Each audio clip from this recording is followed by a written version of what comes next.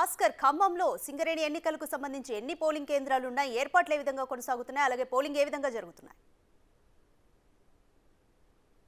రాధిక ఉదయం 7 గంటల నుంచి కూడా సింగరేణి గుర్తింపు ఎన్నిక ప్రక్రియ మొదలైంది. మొత్తానికైతే మాత్రం ఖమ్మం ఉమ్మడి జిల్లా వ్యాప్తంగా ఉన్నట్టు 4 ప్రాంతాల్లో అటు సత్తపల్లి, ఇల్లందు, కొత్తగూడెం, మనుగూరు ప్రాంతాల్లో మొత్తం 16 పోలింగ్ కేంద్రాలు ఏర్పాటు చేశారు సింగరేణి అధికారులు. దాంతోపాటు చూసుకుంటే కనుక సుమారు 5,300 మంది పైగా తమ ఓటు హక్కును వినియోగించుకున్నారు. మరో 1,000 19 మంది పైగా మరో కార్పొరేట్ ఉద్యోగస్తులు తమ ఓటు హక్కును వినియోగించుకునేందుకు ప్రక్రియ సిద్ధమైంది. మొత్తానికైతే మాత్రం ఉదయం 7 గంటల నుంచి సాయంత్రం 5 గంటల వరకు జరగనున్న ఎన్నికలకు సింగరేణి కార్మికుల గుర్తింపు ఎన్నికలకు సంబంధించి మరలా 5 గంటల తర్వాత టోటల్ ప్రక్రియ అంటే ఎన్నికల ప్రక్రియ అయిపోతుంది. అనంతరం 7 గంటలకు కౌంటింగ్ కేంద్రాలు కూడా ఏర్పాటు చేశారు అధికారులు. మొత్తానికైతే 16 ఎన్నికల పోలింగ్ కేంద్రాలతో పాటుగా 16 కౌంటింగ్ కేంద్రాలు కూడా అధికారులు ఏర్పాటు చేశారు. సుమారు 200 మంది పైగా 250 మంది పైగా కౌంటింగ్ సిబ్బంది తమ కౌంటింగ్ కేంద్రాల దగ్గర కూడా విధులు నిర్వహించేందుకు అధికారులు రంగం సిద్ధం చేశారని చెప్పుకోవచ్చు. మరోవైపు చూసుకోవచ్చు, సుమారు ఇప్పటికే అటు రెవెన్యూ అధికారులు కావచ్చు, ఇటు పోలీస్ యంత్రాంగం కావచ్చు, సింగరేణి పోలీసు సిబ్బంది వాళ్ళ ఎస్పీ హోదాలో ఉన్నటువంటి సిబ్బంది కావచ్చు, మరేసి చూసుకుంటే కనుక సుమారు 1000 మంది పైగా ఈ యొక్క సింగరేణి ఎన్నికలకు సంబంధించి విధులు నిర్వహించేందుకు అంత రంగం సిద్ధమైంది. అది మనం చూసుకోవచ్చు. పటిష్టంగా ఎవరైతే సింగరేణి కార్మికులు ఉన్నారో ఆ సింగరేణి కార్మికులకు సంబంధించి గుర్తింపు సంఘం ఎన్నికలు జరుగుతున్న నేపథ్యం వాళ్ళని సుమారు ఉమ్మడి జిల్లాలో ఉందని చూసుకుంటే మొత్తం 13 మంది కార్మికులు తమ యొక్క ఈ 13 సంఘాలు పోటీలో ఉన్నాయని చెప్పుకోవచ్చు. మొత్తానికైతే మాత్రం ఐఎన్టీసీ ఇప్పటికే 3 సార్లు గెలిచి 4గోసారి విజయం కోసం రాకలాడుతున్నా విజయం కోసం అస్త్రశస్త్రాలు సిద్ధం చేసిందని చెప్పుకోవచ్చు. మరోసారి చూసుకుంటే కోసం ఏఐటీసీ ఒకసారి గెలిచి ఇప్పటికే మరోసారి గెలవాలని చెప్పి ఆరాటపడుతుంది. టీజీబీకేఎస్ కూడా చూసుకోవచ్చు. తెలంగాణ బొగ్గు కార్మిక సంఘం బీఆర్ఎస్ పార్టీ అనుమతి సంస్థ ఉన్నట్టు దాన్ని కూడా ఇప్పటికే 2 సార్లు గెలిచి 3ఓసారి ఎలాగైనా హ్యాట్రిక్ సాధించాలని చెప్పి ఆరాటపడుతుంది ఘటన ఉంది. మొత్తంగా చూసుకుంటే మాత్రం అప్పుడు 1998 సమయం 98 సంవత్సరంలో చంద్రబాబు నాయుడు హయాంలో ఆ యొక్క తెలంగాణ గుర్తింపు సంఘం ఎన్నికల సంఘం అనేది ఒకరు ప్రారంభించారు. కార్మికుల హక్కుల కోసం, కార్మికుల సమస్యల కోసం, కార్మికులకు ఉన్నటువంటి ఇవి ఏదైతే పలు దీర్ఘాల సమస్యలు ఉన్నాయో అన్నింటిని కూడా పరిష్కరించుకునే దిశగా ఆ యొక్క వాళ్ళు సంఘాన్ని ఏర్పాటు చేయడం కూడా జరిగింది. అయితే ఇప్పటికే బీఆర్ఎస్ ప్రభుత్వం ఏర్పడిన తర్వాత 2 సార్లు కేవలం 2017 వరకే ఎన్నికలు నిర్వహించిన ఘటన ఉంది. తర్వాత ఇంతవరకు కూడా ఎలాంటి ఎన్నికలు చేయకపోవడంతో కార్మికులకు సంబంధించిన హక్కులు కావచ్చు, కార్మికులకు సంబంధించిన సమస్యల మీద పార్లమెంట్లో గలవిప్పకుండా తొక్కిపెట్టారనేది కూడా ఇప్పుడు కాంగ్రెస్ ప్రభుత్వం ఏర్పడిన తర్వాత వస్తున్న బలమైన వాదన. దీన్ని ఆసరా చేసుకొని ఇప్పటికే ఖమ్మం ఉమ్మడి జిల్లాలతో పాటు రాష్ట్ర వ్యాప్తంగా జరుగుతున్నటువంటి 7వ దశ సింగరేణి గుర్తింపు ఎన్నిక సంఘం సంబంధించి అధికారులు సర్వం సిద్ధం చేశారు. అయితే దీనికి సంబంధించి ఇప్పుడు ఫైనాన్స్ డైరెక్టర్గా ఉన్న బలరాం నాయక్ మనతో పాటు ఉన్నారు. పోలింగ్ సర్లేని ఎలా జరుగుతుందని దాని మీద మనం మాట్లాడి చూద్దాం. సార్ పోలింగ్ ప్రక్రియ ఎలా జరుగుతుంది, ఎంతమంది సిబ్బంది దీంట్లో విధులు నిర్వహిస్తున్నారు?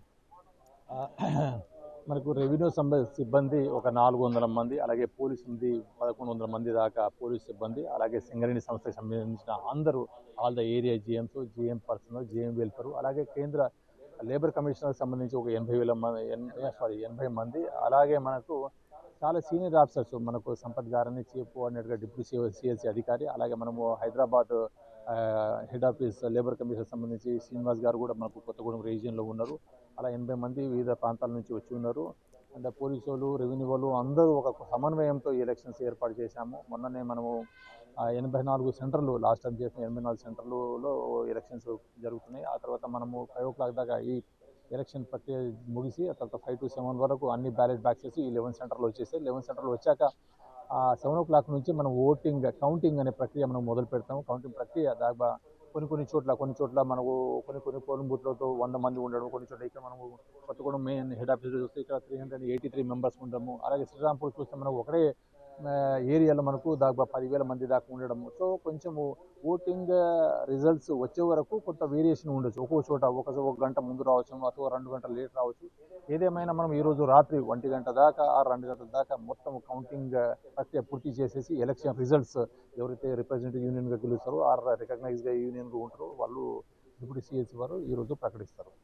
జనరల్గా ఎన్నికలు జరుగుతున్న ప్రక్రియలో భాగంగా సింగరేణి కార్మికులు ఉద్యోగస్తులకు సెలవు ప్రకటిస్తే బాగుంటుందని చెప్పని ఒక బలమైన వాదన ఉంది. కానీ దానికి ఏమాత్రం ఆచరణ పెట్టలేదు అధికారులు అని చెప్పని అంటున్నారు. దాని ఫలితంగా ఇళ్లలో షిఫ్ట్లో ఉన్న వాళ్ళకు ముందస్తులో భాగంగా ఓటు హక్కు వినియోగించుకొని ఉన్నది, అవకాశం ఉన్నది.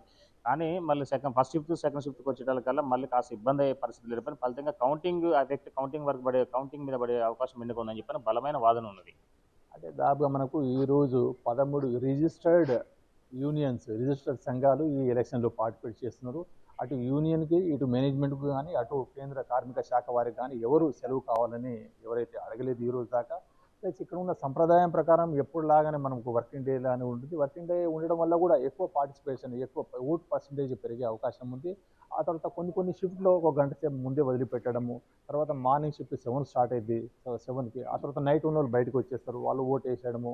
ఆ తర్వాత వీళ్ళు మళ్ళీ మధ్యాహ్నం షిఫ్ట్ 3 వాళ్ళు వాళ్ళకి ఒక 7-8 అవర్స్ గ్యాప్ ఉండడము, మళ్ళీ ఈవినింగ్ దాకా గ్యాప్ ఉండడం వల్ల వీళ్ళకి ఓటు సెలవు లేకపోవడం వల్ల ఓటు వినియోగించుకోవడం అనేది కరెక్ట్ కాదు. అలా ఉంటే మీరు యూనియన్స్ వాళ్ళు ముందే రిప్రజెంట్ చేసేవాళ్ళు. ఆ ఇష్యూ అయితే లేదు. అందరూ మీరు చూస్తే ఉంటారు, దాదాపు 90% పైగా అయితే అందరూ ఓటింగ్ అయితే వాళ్ళు వినియోగించుకుంటారు. సో మొత్తంగా చూసుకోవచ్చు, ఇది ప్రక్రియకు సంబంధించిన వాటికి కూడా ఖమ్మం ఉమ్మడి జిల్లా వ్యాప్తంతో పాటుగా రాష్ట్రంలో ఉన్నటువంటి అటు రుద్రంపూర్, అటు మన రామగుండం కావచ్చు, అదేవిధంగా కరీంనగర్ జిల్లా, వరంగల్, భూపాలపల్లి వివిధ ప్రాంతాల్లో మొత్తం కూడా తమ ఓటాకు వినియోగించుకుని 39 అంటే 59,000 మంది పైగా ఉన్నటువంటి దాంట్లో మొత్తం ఓవరాల్గా 39,000 మంది పైగా సింగరేణి కార్మికులు తమ ఓటాకు వినియోగించుకునే రంగం సిద్ధమైంది. మొత్తం దాంతోపాటు ఇప్పటికే పోలింగ్ ప్రక్రియ సజావుగా జరుగుతూ ఉంది. అయితే ప్రశాంతం జరుగుతున్నటువంటి ఎన్నికలకు కేవలం సింగరేణి ఉద్యోగస్తులు ఎవరైతే గుర్తింపు కార్డు ఇచ్చారో అంటే గుర్తింపు కార్డు ఉన్న వాళ్ళు కంపల్సరిగా తమ సంస్థ ఇచ్చినటువంటి కార్డును ఏదన్నా కారణాల రీత్యా ఖరాబ్ అయితే కనుక మరలా ఎన్నికల రిటర్నింగ్ అధికారి ఏదైతే కార్డు వాళ్ళు ప్రొవైడ్ చేస్తారో ఆ ప్రొవైడ్ చేసిన కార్డు ప్రకారం దాంతో పాటు వచ్చి ఓటుకు వినియోగించుకునే సర్వం ఏర్పాటు చేశారు అధికారులు. ఇది కొంత తాజా పరిస్థితి. సంపత్, భాస్కర్, వ్యక్తి. Right, thank you Bhaskar.